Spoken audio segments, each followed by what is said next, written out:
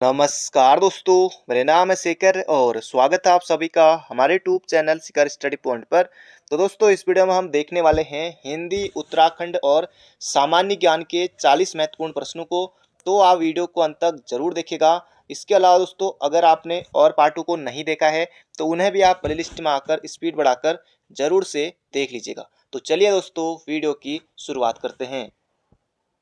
पहला प्रश्न है, किन ध्वनियों को अनुसार कहा जाता है। जबरदस्त क्वेश्चन है दोस्तों, पूछा जा सकता है एग्जाम में, किन ध्वनियों को अनुस्वार कहा जाता है। इसका सही उत्तर हो जाए दोस्तों, स्वर के बाद आने वाली नासिक की ध्वनियों को कहा जाता है क्या, अनुस्वार। बिल्कुल याद रखिएगा, ऑप्शन देखिए इतने लंबे लंबे दोस्तों, यहाँ पर ऑप्शन ही है। तो अनुस्वार किन्हें कहा जाता है, स्वर के बाद आने वाली नासिक की ध्वनियां अनुस्वार कहलाते हैं, अनुस्वार अंग हो। अगला प्रश्न है, राज्यपाल में कौन सी संज्ञा है। राज्यपाल में कौन सी संज्ञा है। राज्यपाल गुरमीत सिंह तो व्यक्तिवाचक, भाववाचक। अब राज्यपाल की दोस्तों जाति है या भाव है या समूह। अब समूह दोस्तों, अब समूह भी नहीं कर सकते। राज्यपाल दोस्तों जैसे उत्तराखंड के राज्यपाल, यूपी के राज्यपाल, महाराष्ट्र के, बिहार के, तो इनकी दोस्तों हर जगह राज्यपाल इनकी एक जाति है। ये हो जाएगा इसका सही उत्तर हमारा। राज्यपाल में दोस्तों कौन सी संज्ञा है, तो जातिवाचक संज्ञा है, बिल्कुल याद रखिएगा।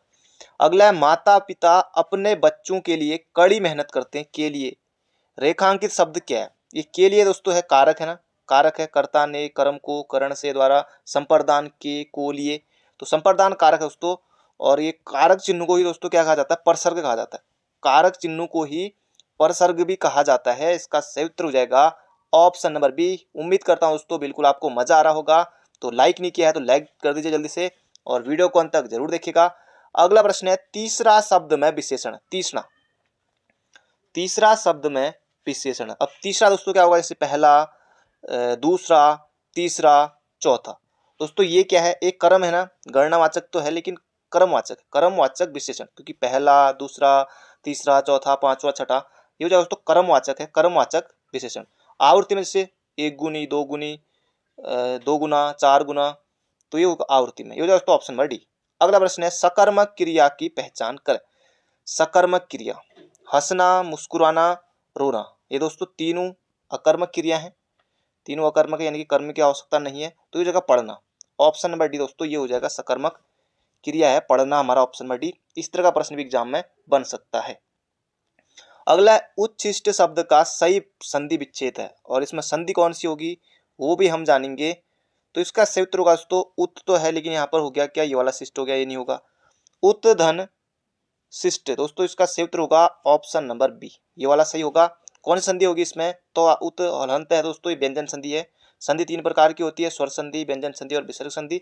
और स्वर संधि के 5 भेद होते हैं। तो उत शिष्ट में दोस्तों व्यंजन संधि है, संधि कौन सी आएगा तो, और उत धन शिष्ट बिल्कुल याद रखेगा। जैसे उच्चारण का है, उच्चारण का दोस्तों आप बताइएगा कमेंट बॉक्स में, उच्चारण का संधि विच्छेद और संधि कौन सी होगी उच्चारण का, ये आपको कमेंट बॉक्स में लिखना है, जरूर से लिखेगा क्योंकि पहले हम उच्चारण को कई बार देख चुके हैं। अगला प्रश्न है, विहित का विलोम शब्द है। अब दोस्तों ये देखिए, अब विलोम शब्द भी अगर आपका गलत हो जाता है एग्जाम में तो बहुत ज्यादा मतलब कि भारी नुकसान हो जाएगा। अब जैसे एक शब्द है दोस्तों 1 नंबर मिल जाएगा, अगर गलत टिक हो गया तो 0.25 ये भी गए, तो बहुत नुकसान हो जाता है। तो विहित का विलोम हो, विहित का दोस्तों क्या होगा, कृत होगा, अधिष्ट होगा, निषिद्ध होगा, निर्मित होगा, ये होगा यहाँ पर हमारा निषिद्ध, ऑप्शन नंबर ए। अगला प्रश्न है, अशुद्ध सॉरी अदृश्य शत्रु अर्थ के अनुरूप उपयुक्त मुहारा कौन सा। अदृश्य शत्रु यानी कि दिखाई न दे, मीठी छुरी, पेट में दाढ़ी, मोहम्मद राम बगल में छुरी, या आस्तीन का सांप। अदृश्य शत्रु यानी कि दोस्तों आस्तीन का सांप इसका ज्यादा सटीक उत्तर होगा। अदृश्य शत्रु यानी कि आस्तीन का सांप है, तो ये हो जाएगा दोस्तों यहाँ पर हमारा ऑप्शन नंबर डी, जो साथ रहकर मतलब छल करे, अदृश्य शत्रु दिखाई न दे।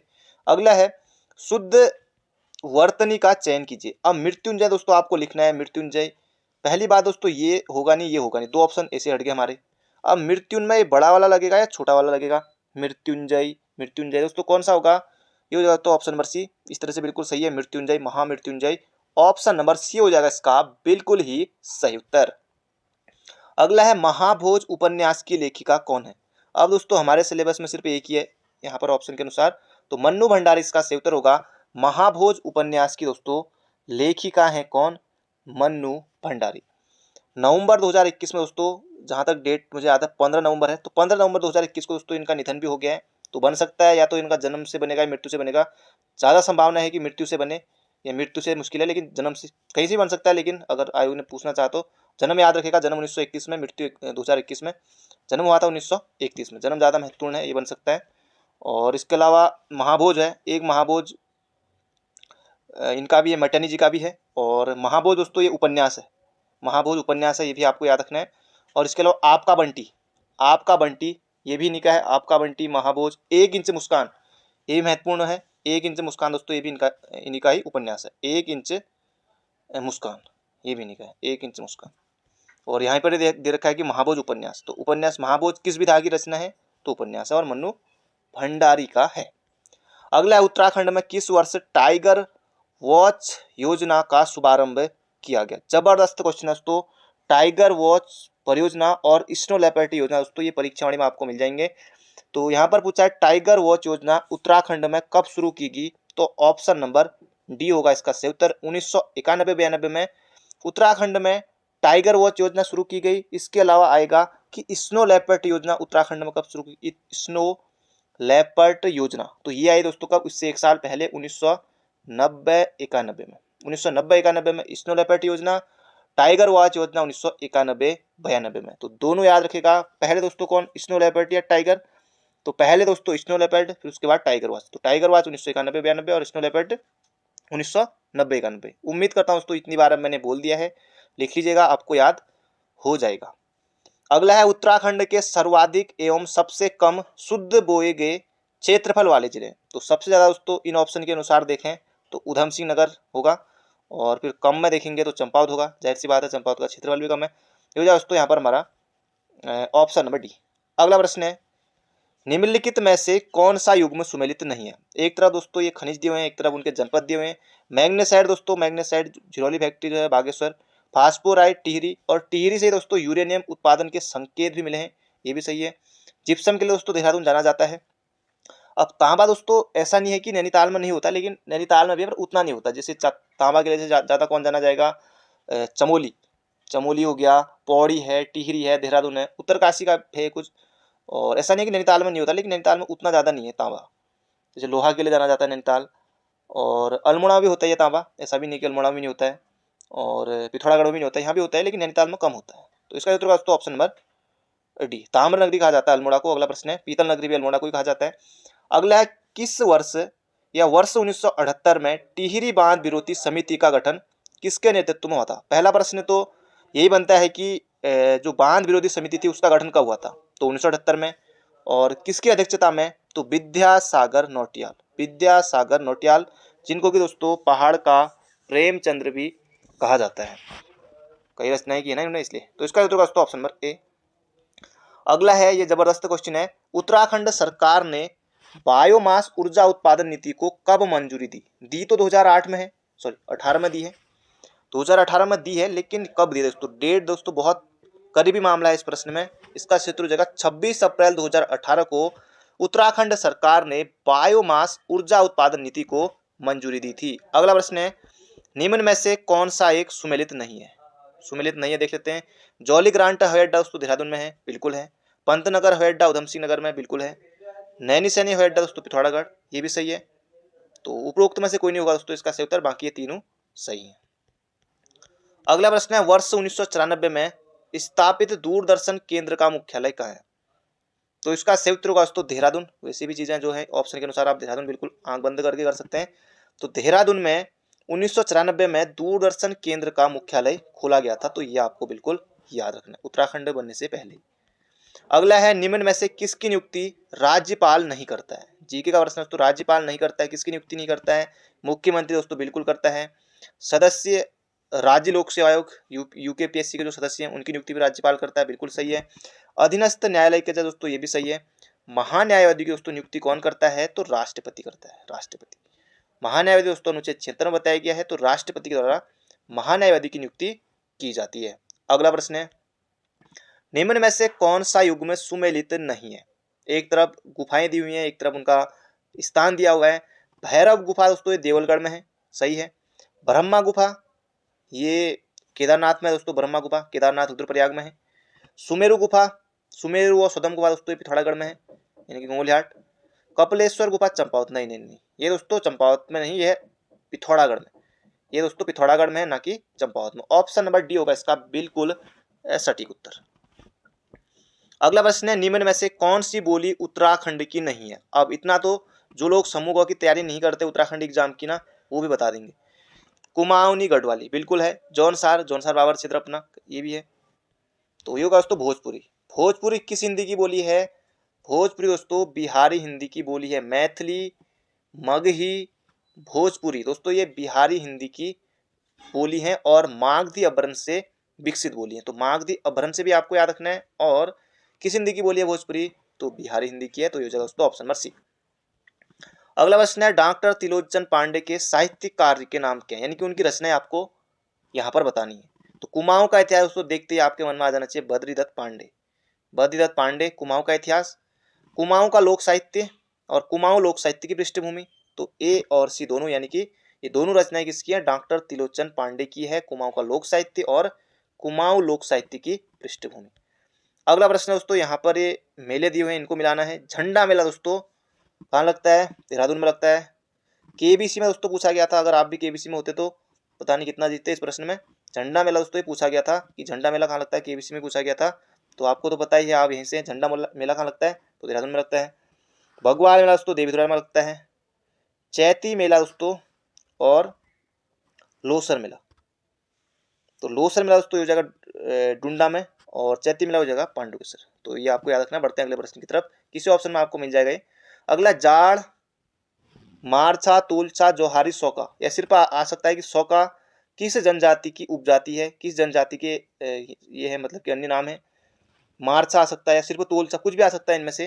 तो ये दोस्तों सभी के किसके हैं? सौका है। सभी जाड़, सभी सौका हो गया, जाड़ हो गया, मारछा, तुलछा, जोहारी, ये सभी दोस्तों भोटिया की उपजाति है। तो इसका सही उत्तर हो जाएगा ऑप्शन नंबर डी। भोटिया जनजाति पिथौरागढ़ में, उसी और जगह भी रहती है, चमोली, उत्तरकाशी। अगला प्रश्न है, जीबी पंत, गोविंद वल्लभ पंत कृषि एवं प्रौद्योगिकी विश्वविद्यालय का गोविंद वल्लभ पंत की याद में नामकरण कब किया गया?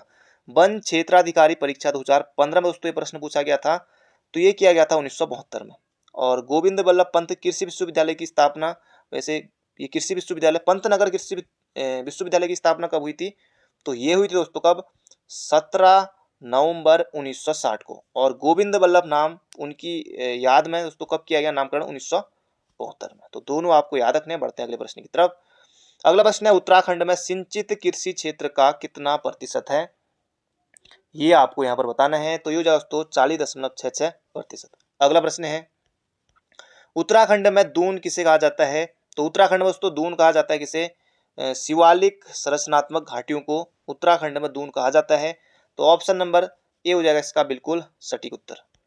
अगला है, निम्न दिए गए विकल्पों में से हारो नृत्य की विषय वस्तु क्या है? हारो नृत्य की दोस्तों विषय वस्तु आपको बतानी है कि बसंत ऋतु का उत्साह, विवाहित कन्याओं के लौटने पर नहीं, कृष्णलीला पर, पांडवों के जीवन पर। तो हारो नृत्य दोस्तों ये जौनसार में होता है, पांडव के जीवन पर आधारित है। और रमतुला वाद्य यंत्र का प्रयोग इसमें होता है, मतलब कि जरूर से अनिवार्य रूप से इसका प्रयोग होता है रमतुला वाद्य यंत्र का हारुल नृत्य में। और ये पांडवों के जीवन पर आधारित है। अगला प्रश्न है, काशीपुर उधम सिंह नगर में भारतीय प्रबंधन संस्थान की स्थापना कब की गई? IIM की स्थापना काशीपुर में कब की गई थी? पंचवर्षीय योजना आपको बतानी है। ये दोस्तों की गई थी कब? अब कब की गई थी? तो 29 अप्रैल। आज कितनी अप्रैल? 30 अप्रैल है। तो कल ही दोस्तों 29 अप्रैल, यानी कि कल 29 अप्रैल 2011 को दोस्तों काशीपुर उधम सिंह नगर में भारतीय प्रबंधन संस्थान की स्थापना की गई थी। तो 2011 में कौन सी पंचवर्षीय योजना थी? तो 11वीं। इसका उत्तर दोस्तों ऑप्शन नंबर सी। बिल्कुल आसान है, प्रश्न कैसे भी पूछा जा सकता है। अगला प्रश्न है, उत्तराखंड की निम्नलिखित महिलाओं में द्रोणाचार्य पुरस्कार से सम्मानित पहली महिला कौन है? मधुमिता बिस्ते, तो बैडमिंटन क्वीन, गीता मन्नाल, रीना धर्मसुत्तु कौशल, ये तो वो वहां चली थी अंटार्कटिका में। इसका उत्तर दोस्तों हंसा मराल, 2001 में दिया गया था इनको द्रोणाचार्य पुरस्कार। अगला प्रश्न है, कत्यूरी काल में प्रभावतार कौन थे? जबरदस्त क्वेश्चन दोस्तों। कत्यूरी काल में प्रभावतार कौन थे? यह प्रश्न आ सकता है कि कत्यूरी काल में भूमि की नाप करने वाला अधिकारी कौन था? तो कौन था दोस्तों? प्रभावतार। तो ये आपको याद रखना है, भूमि की नाप करने वाला अधिकारी कत्यूरी काल में प्रभावतार, बिल्कुल आपको याद रखना है। अगला प्रश्न है उत्तराखंड में गढ़वाल क्षेत्र को केदारखंड और कुमाऊं को मानसखंड। तो स्कंद पुराण में कहा गया है गढ़वाल क्षेत्र के लिए केदारखंड और कुमाऊं के लिए मानसखंड। अगला प्रश्न है दोस्तों 8 डिग्री चैनल निम्नलिखित में से किसको पृथक करता है, किसको अलग करता है? तो ये करता है दोस्तों लक्षद्वीप को मालदीव से। 8 डिग्री चैनल लक्षद्वीप को मालदीव से अलग करता है और अंडमान को निकोबार से दोस्तों ये कौन करता है? तो 10 डिग्री चैनल ये करता है। ये आपको बिल्कुल याद रखना है। अंडमान निकोबार द्वीप समूह दोस्तों कहाँ है? ये बंगाल की खाड़ी में है। अगला प्रश्न है रानी लक्ष्मी बांध किस नदी पर है? टोन से हो नहीं सकता, रिहंद भी नहीं, ये हुआ दोस्तों बेतवा, बेतवा नदी पर है यूपी में रानी लक्ष्मीबाई बांध। अगला प्रश्न है नीलगिरी नहीं, निम्न में से किन पहाड़ियों पर उष्ण कटिबंधीय सदाबहार वन पाए जाते हैं? तो नीलगिरी पहाड़ियों पर ही दोस्तों उष्ण कटिबंधीय सदाबहार वन पाए जाते हैं। तो इसका क्षेत्र होगा ऑप्शन नंबर ए। अगला प्रश्न है ये भी महत्वपूर्ण है प्रोजेक्ट एलिफेंट मतलब कि यानी कि हाथी परियोजना प्रोजेक्ट एलिफेंट भारत में वर्ष में शुरू किया गया कब? 1992 या 72 नहीं करना है, ये की गई थी कब? 1992 में प्रोजेक्ट एलिफेंट भारतवर्ष में शुरू किया गया। अगला प्रश्न है निम्नलिखित में से कौन सा राज्य भारत में मैग्नीज का सर्वाधिक उत्पादन करता है? ये जबरदस्त क्वेश्चन है। मैग्नीज का सर्वाधिक उत्पादन और मैग्नीज के सर्वाधिक भंडार दोनों चीजें हम जानेंगे।